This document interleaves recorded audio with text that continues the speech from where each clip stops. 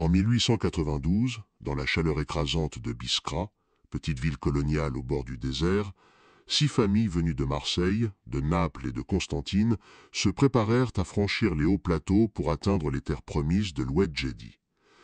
C'étaient des artisans ruinés par la crise, des cultivateurs sans champs, des rêveurs convaincus que derrière les montagnes de sable s'ouvraient des vallées fertiles où ils pourraient recommencer leur vie. La place du marché résonnait des bruits d'adieu, des pleurs d'enfants, du grincement des charrettes chargées de vivres, de coffres, de cages contenant poules ou chèvres. Tous avaient confié leur sort à un homme qui paraissait savoir dompter le désert. Armand de Lacroix, ancien sergent de l'armée d'Afrique, décoré pour bravoure à la bataille de la Gouatte, reconverti en guide. Sa carrure imposante, sa moustache noire taillée avec soin, son uniforme civil mais toujours impeccablement boutonné, inspiraient confiance. On le disait capable de flairer l'eau à des lieues, de reconnaître la direction du vent comme d'autres reconnaissent la couleur du ciel. Pour 50 francs par famille, il promit de les mener jusqu'aux plaines verdoyantes en moins de 3 semaines. Le docteur Vittorio Romano, italien, à l'accent chantant, voyageait avec sa femme Clara et leurs 2 fils jumeaux. Il emportait des fioles, des instruments et un vieux microscope, persuadé d'ouvrir une clinique dans la colonie. Rachel Benaïm, veuve juive de Constantine, avançait avec sa fille adolescente Sarah et un coffre rempli de livres religieux et de bijoux hérités, espérant fonder une école pour les enfants de la communauté. Les frères Lemoine, charpentiers français, tiraient une charrette pleine d'outils de planches, rêvant d'ériger la première auberge du plateau. Enfin, les familles Ferraro et Haddad, l'une venue de Sicile, l'autre d'Oran, s'étaient associées pour bâtir des vignes. Tous voyaient en Armand la clé de leur avenir. Ils se promenaient entre les chariots, jaugeant les réserves d'eau, vérifiant les bâches, rappelant aux parents d'emmitoufler les enfants la nuit contre le froid des dunes. Sa voix grave résonnait comme une promesse de sécurité. Pourtant, derrière ces gestes précis, nul ne remarqua les regards qu'il jetait vers une carte roulée dans sa sacoche, une carte où des croix rouges marquaient des endroits que personne d'autre ne connaissait. Le départ eut lieu avant l'aube. Le désert s'étendait comme une mer figée, ses vagues de sable teintées d'ocre et d'or. Les premiers jours furent presque joyeux. Les familles chantaient pour donner du courage aux enfants, les femmes racontaient des histoires, et la nuit, sous un ciel constellé, Armand parlait de ses campagnes passées, évoquant des mirages, des puits cachés, des caravanes disparues. Son autorité semblait naturelle. Mais déjà, quelques détails troublaient les plus attentifs. Sarah Benaïm surprit un soir son guide en train de dissimuler un sac de cuir derrière une dune, loin du campement. Elle crut à une réserve pour l'expédition, mais le regard qu'il lui lança quand il s'aperçut de sa présence la glaça.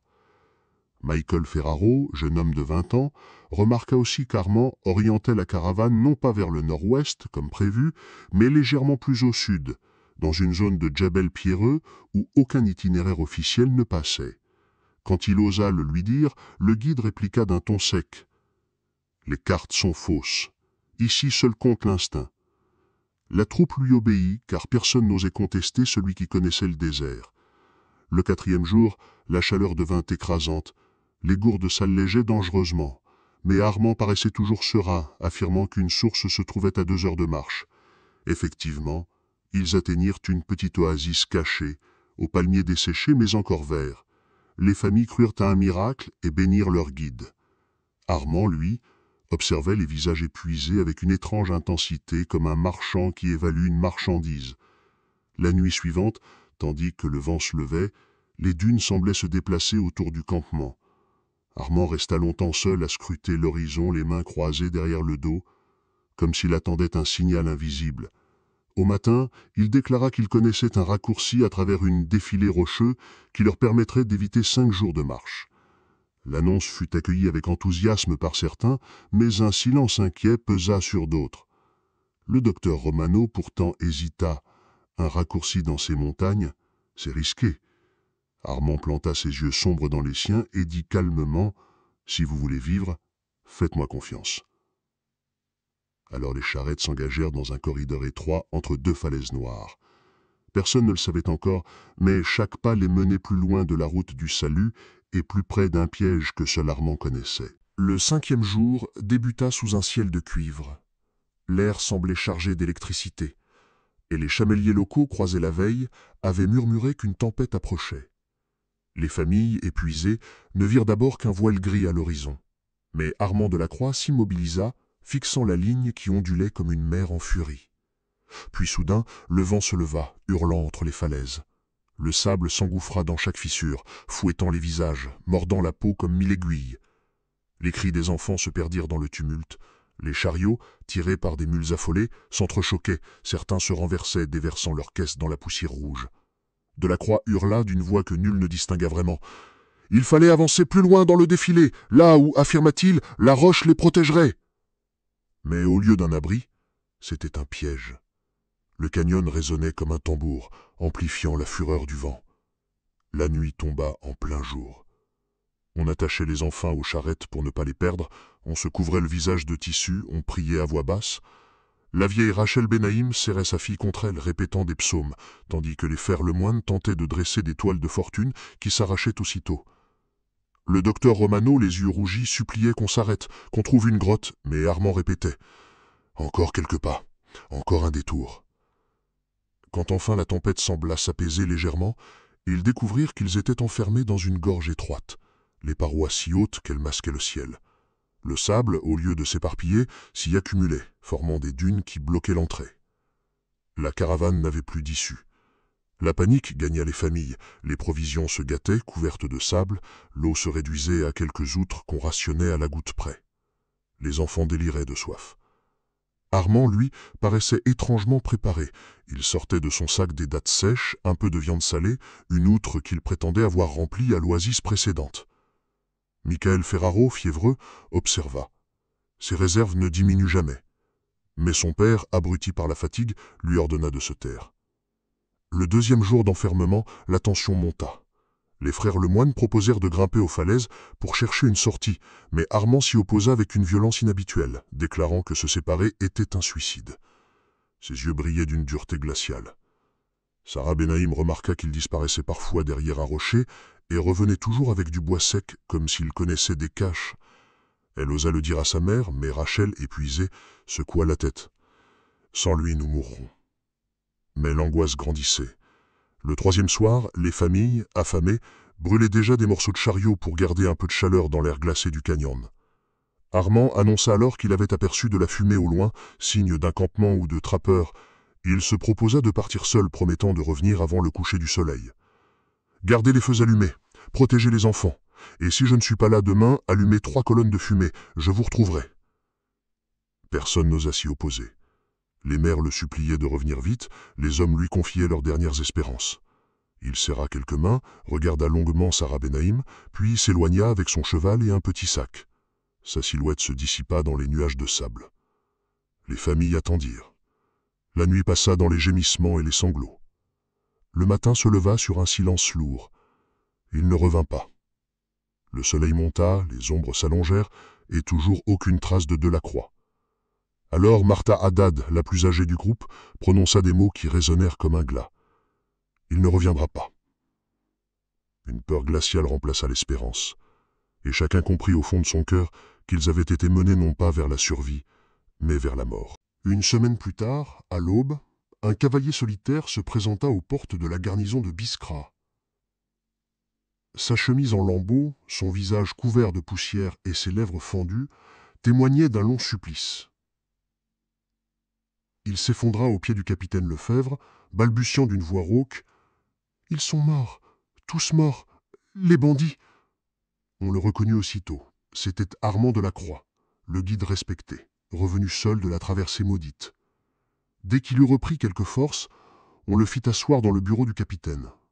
Là, entre 2 gorgées d'eau qu'il avalait avec fièvre, il raconta son histoire. Selon lui, après la tempête, le convoi avait été surpris par une troupe de pillards touaregs. Silhouettes surgies du sable comme des fantômes. Armés de fusils et de sabres, ils avaient encerclé les familles épuisées. Les colons, malgré leur courage, n'avaient pas résisté longtemps. Le docteur Romano aurait tenté de protéger sa femme et ses enfants, frappés d'une balle en pleine poitrine. Les frères Lemoine, armés de haches, aurait combattu jusqu'à la mort. La vieille Rachel Benaïm se serait jetée devant sa fille pour la sauver, sans succès. Delacroix, la voix étranglée, affirmait avoir tout fait pour défendre le groupe, mais la supériorité numérique rendait la lutte impossible. Dans le tumulte, dit-il, il avait été assommé et laissé pour mort. À son réveil, le silence régnait. Les chariots pillés, les familles massacrées ou emportées en captivité. Il avait erré seul plusieurs jours, survivant grâce à quelques dattes et à une outre de cuir qu'il avait récupérée. Et, comme ultime preuve de sa loyauté, il sortit de sa sacoche un sac de cuir rempli de pièces et de bijoux. « J'ai sauvé cela pour les rendre aux autorités, afin que les familles aient au moins l'honneur de transmettre leur héritage à leurs proches. » Ses mains tremblaient, ses yeux s'embuèrent de larmes. Le récit fit frissonner l'assemblée. Le capitaine Lefebvre, vétéran des campagnes du désert, trouva son histoire crédible. Après tout, les bandes armées parcouraient bel et bien les confins. Les officiers consignèrent chaque détail et notèrent ses blessures, de simples écorchures, mais qui semblaient cohérentes avec son récit d'errance. On le déclara survivant miraculeux, héros tragique. Les journaux de Constantine et d'Alger relayèrent son aventure, parlant de bravoure, de loyauté et de malédiction du désert. Certains articles le décrivaient comme un martyr vivant, d'autres le comparaient aux grandes figures de la conquête coloniale. Dans les cafés de Biskra, on se pressait pour l'apercevoir, chuchotant « Voilà l'homme qui a tenu tête aux pillards !» Armand concevait ses regards avec une modestie feinte, baissant les yeux, serrant des mains, mais toujours prêt à répéter son histoire chaque fois plus émouvante. Il affirmait vouloir acheter une ferme à proximité en mémoire des disparus et y planter des vignes pour que leurs rêves survivent. Pourtant, derrière les louanges, quelques murmures commençaient à circuler. Le sergent du bois, vétéran comme lui, nota que son récit des mouvements de la tempête ne correspondait pas au bulletin météorologique de l'armée. Un chamelier affirma n'avoir vu aucune trace de pillards dans la région à cette période. Et surtout, certains s'étonnaient qu'il ait pu ramener intact un sac d'argent alors que tout le reste avait disparu. Mais la voix de la foule couvrait ses doutes. On préférait l'image d'un survivant héroïque à celle d'un traître. Pendant plusieurs semaines, Armand vécut dans cette gloire fragile, convaincu d'avoir bâti une légende. Mais le désert, lui, ne garde jamais longtemps ses secrets. Car à quelques jours de marche de là, un homme s'avançait vers la garnison, portant avec lui des preuves capables de réduire en poussière le récit du héros. Et son nom, bientôt, allait hanter la mémoire de Delacroix. Ce fut un chamelier du nom de Youssef qui brisa la légende d'Armand Delacroix. Habitué aux pistes secondaires, il suivait ses dromadaires à travers un wadi asséché, lorsqu'il remarqua des traces étranges, des empreintes de bottes cloutées, bien différentes des sandales des nomades, menant vers une gorge étroite. Intrigué, il s'y engagea et tomba sur un spectacle inattendu. Sous un surplomb rocheux, protégé du vent, se trouvait un camp soigneusement aménagé. Des jarres pleines d'eau fraîche alignées, des fagots de bois empilés avec méthode, des sacs de dattes et de farine protégés du sable par des bâches solides. Rien qui puisse s'expliquer par un bivouac improvisé. Tout respirait la préparation méticuleuse. Mais ce qui glaça le sang de Youssef, ce furent les objets éparpillés autour du feu éteint. Un soulier d'enfant, marqué d'initiales brodées, une broche en argent que la veuve Benaïm portait souvent, une trousse médicale contenant encore des scalpels que le docteur Romano exhibait fièrement à Biskra avant le départ. Youssef ramassa ses reliques et courut jusqu'à la garnison. Le capitaine Lefebvre, d'abord sceptique, envoya une patrouille. Les soldats confirmèrent tout. Le camp secret, les provisions impossibles à accumuler dans l'urgence et les traces nettes d'aller-retour entre ce refuge et le canyon où Armand affirmait avoir lutté contre les pillards. Les empreintes correspondaient à des bottes européennes, lourdes, semblables à celles que portait Delacroix. Pire encore, les enquêteurs remarquèrent que les dunes autour du camp semblaient nivelées volontairement, comme si l'on avait cherché à effacer certaines traces. La conclusion s'imposait peu à peu. Armand n'avait pas fui la tempête, il l'avait attendue. Il avait préparé des caches de vivres, guidé les familles dans un piège sans issue et les avait abandonnées pour mieux les dépouiller. La nouvelle fit l'effet d'un séisme à Biskra. Les colons qui l'avaient porté en triomphe se mirent à murmurer. Comment expliquer que ces blessures étaient si légères? Pourquoi n'avait-on retrouvé aucun corps, aucune trace de combat? Le sergent Dubois, qui n'avait jamais cru à l'histoire des pillards, affirma avec dureté « Ces cicatrices, je les ai vues en campagne.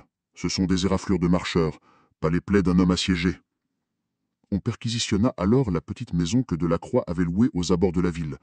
Dans la cave, dissimulés sous des sacs de blé, les soldats découvrirent des objets que personne ne put expliquer. L'alliance de Clara Romano, gravée de ses initiales, un cahier de prière appartenant à Rachel Benaïm, des outils de charpente des frères Lemoine, mais surtout un carnet relié de cuir.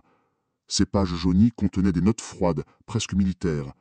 On y lisait « Novembre 1891, famille en quête de guide, possède argent liquide, bétail, instruments, cible idéale. » Plus loin, janvier 1892, vérifier itinéraire sud, possibilité de créer camp de réserve à proximité de l'Oued, approvisionnement, date, eau, bois.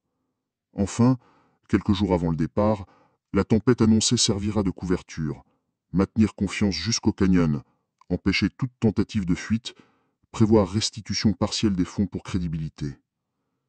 Les preuves s'accumulaient. Le capitaine Lefebvre, blême, ordonna l'arrestation immédiate d'Armand. On le trouva attablé dans un café, entouré de colons encore fascinés par son récit héroïque. Lorsqu'on lui passa les menottes, il protesta de son innocence, criant au complot orchestré par des jaloux et des indigènes désireux de salir son honneur. Mais la foule désormais murmurait un autre nom pour le désigner. Non plus le survivant, mais le boucher du désert. Dans les jours qui suivirent, les autorités coloniales comprirent qu'elles ne pourraient pas étouffer l'affaire. Trop de témoins, trop de preuves. Un procès fut fixé à Constantine. Déjà, les journaux qui l'avaient porté en triomphe retournaient leur pune et titraient « Du héros au monstre ». Et les familles endeuillées, privées de leurs proches, réclamaient justice. La légende s'effritait. Bientôt, sous le regard d'une foule avide, Armand Delacroix devrait répondre de chacun de ses actes devant un tribunal. Le procès d'Armand Delacroix s'ouvrit en août 1892 dans la grande salle de justice de Constantine. Dès l'aube, une foule se pressait devant les portes, composée de colons avides de sensations, de militaires curieux, de journalistes venus d'Alger et même de Paris. On disait que jamais encore la colonie n'avait connu scandale pareil. La salle, aux murs blanchis à la chaux, débordait de spectateurs. Certains grimpaient sur les bancs, d'autres se massaient aux fenêtres pour ne rien perdre du spectacle. Lorsque Delacroix entra, escorté de 2 gendarmes, il arborait toujours cette allure digne, moustache taillée, costume sombre, parfaitement ajusté malgré les chaînes. Il salua presque poliment les jurés, comme si ce procès n'était qu'une formalité destinée à blanchir son honneur. Le procureur colonial, maître Fournier, ouvrit les débats d'une voix ferme. « Messieurs les jurés, nous ne jugeons pas aujourd'hui un guide malchanceux, mais un prédateur qui a su exploiter la confiance des plus vulnérables. Vous entendrez des témoins, vous verrez des preuves, et vous comprendrez que la tempête et les pillards ne furent que des masques dissimulant un plan méthodique. » Le premier témoin appelé fut Youssef le Chamelier. D'une voix simple mais assurée, il décrivit sa découverte de l'oasis secrète, les jarres pleines, les provisions accumulées et surtout les objets des disparus. Il brandit même la broche en argent de Rachel Benaïm que la foule reconnut aussitôt. Les jurés échangèrent des regards graves. Puis ce fut le tour du sergent Dubois, vétéran des campagnes du désert. Il expliqua que les blessures de Delacroix étaient superficielles, comparables à celles d'un homme ayant dormi dehors une nuit, non pas d'un survivant d'une attaque sanglante. Sa voix résonna comme un couperet. Un soldat sait reconnaître un combat. Cet homme n'a jamais affronté de pillards. Le médecin militaire, ensuite, confirma par des analyses que le carnet retrouvé chez l'accusé portait bien son écriture. On y lut à haute voix des passages glaçants. Candidat parfait, ralentissements utiles, restituer une partie des fonds pour crédibilité. Chaque mot enfonçait un clou dans le cercueil de son image. Mais le moment le plus dramatique survint quand une silhouette fragile monta à la barre Sarah Benaïm. Rescapée indirecte puisqu'elle n'avait pas péri, mais qu'on avait retrouvé ses affaires dans la cache. Sa mère avait disparu, mais elle avait été confiée aux soins de parents restés à Constantine. En pleurs, elle déclara qu'elle avait vu Delacroix dissimuler un sac derrière une dune, qu'elle avait surpris ses regards étranges et qu'il lui avait ordonné de se taire d'une voix glaciale. Son témoignage fit frissonner l'assemblée. L'avocat de la défense, maître Vallet, tenta de semer le doute. Une adolescente épuisée par la faim et la peur peut-elle distinguer clairement un geste dans la nuit? Mais Sarah, le visage pâle, répéta « C'était lui, je n'ai aucun doute. Un silence pesant s'installa. Le dernier témoin, enfin, fut un caporal de la garnison qui avait perquisitionné la cave de Delacroix. Il décrivit les objets retrouvés, l'alliance gravée, la trousse médicale, les outils de charpente, et conclut « Aucun bandit Touareg ne se serait encombré de ces babioles, seul quelqu'un qui connaissait leur valeur sentimentale pouvait les conserver. » La défense tenta de bâtir un récit de complot. Delacroix aurait été piégé par des commerçants arabes jaloux de ses succès. Le carnet aurait pu être falsifié et les objets déplacés. Quand l'accusé prit la parole, il déploya tout son talent d'orateur. Sa voix était douce, presque brisée. Il évoqua son passé militaire, ses frères d'armes tombés au champ d'honneur, les familles qu'il avait voulu sauver.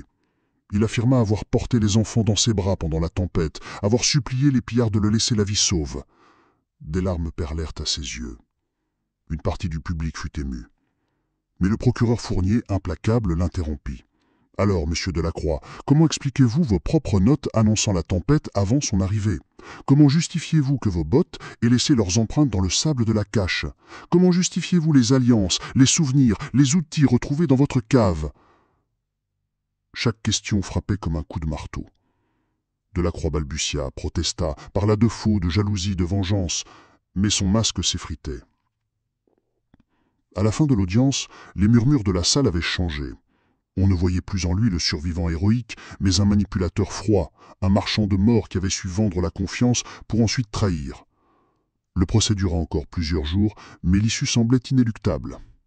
Les jurés, visages fermés, écoutaient chaque détail.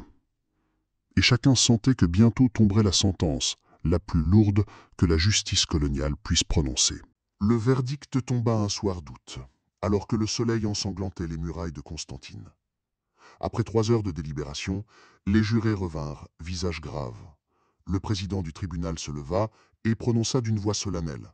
« Armand Delacroix, vous êtes reconnu coupable de 23 meurtres avec préméditation, de vol aggravé et de trahison de la confiance placée en vous. La Cour vous condamne à la peine capitale par pendaison. » Un murmure parcourut la salle, suivi d'un silence pesant. Delacroix, impassible, serra les poings. Puis il déclara d'une voix claire. « Je suis innocent. Je suis victime d'un complot. Vous vous trompez de coupable. » Mais personne ne sembla l'entendre. Quelques semaines plus tard, le 12 septembre 1892, la place de Biskra fut noire de monde. Hommes, femmes, enfants, colons et soldats se pressaient pour assister à l'exécution de celui qu'on appelait désormais le boucher du désert. La potence avait été dressée près de la garnison, sous un soleil brûlant. Les tambours résonnaient, un prêtre murmurait des prières, mais Delacroix refusa l'aumône. Il monta les marches d'un pas ferme, la moustache impeccable, le regard défiant. Devant la foule, il cria « Vous pendez un innocent! Je n'ai sauvé que ce que j'ai pu sauver! Le désert vous jugera !» Quelques huées s'élevèrent, mais la majorité resta silencieuse, hypnotisée par ce spectacle. Quand la trappe s'ouvrit, son corps se balança, secoua une fois, puis resta immobile. Le soleil écrasa la scène d'une lumière blanche. Un frisson parcourut la foule. Le héros était mort, le monstre aussi. Mais l'affaire ne s'éteignit pas avec lui. Les autorités coloniales, conscientes du scandale, instaurèrent immédiatement de nouvelles règles. Plus aucun guide ne pouvait mener de famille sans autorisation officielle, un registre détaillé des convois fut mis en place et des patrouilles régulières surveillaient les itinéraires. L'histoire de Delacroix devint un avertissement, un cas d'école enseigné aux jeunes recrues. Pourtant, parmi les colons, une légende naquit. Certains disaient que les nuits de tempête, près du canyon où il avait piégé ses victimes, on entendait encore des pleurs d'enfants, mêlés au pas lourd d'un homme. D'autres affirmaient avoir vu une silhouette moustachue apparaître dans la poussière avant de disparaître au lever du soleil. Les familles endeuillées dressèrent une stèle près de l'oasis maudite. On y grava les noms des disparus, mais rapidement le vent et le sable effacèrent les lettres comme si le désert refusait de conserver la mémoire. Seul Michael Ferraro, le jeune homme qui avait douté dès le début, survécut assez longtemps pour témoigner encore et encore, répétant que le vrai danger n'était ni les tempêtes ni les pillards, mais la confiance placée dans un homme trop charismatique. Dans les années suivantes, d'autres convois disparurent sans explication dans les immensités sahariennes. Les journaux évoquaient les tribus hostiles, les maladies, les accidents. Mais certains, à voix basse, chuchotaient un autre récit. Et si l'ombre de Delacroix n'avait jamais quitté le désert, Et si son plan n'était que le premier d'une série, un héritage invisible repris par d'autres prédateurs? Ainsi naquit la légende du boucher du désert, non pas d'un guide malchanceux, mais d'un homme qui transforma la soif d'espoir en piège mortel. Et dans les veillées au clair de lune, quand le vent hurlait entre les dunes, on murmurait encore. Méfiez-vous des sourires trop sûrs, car parfois, derrière eux, se cache la mort.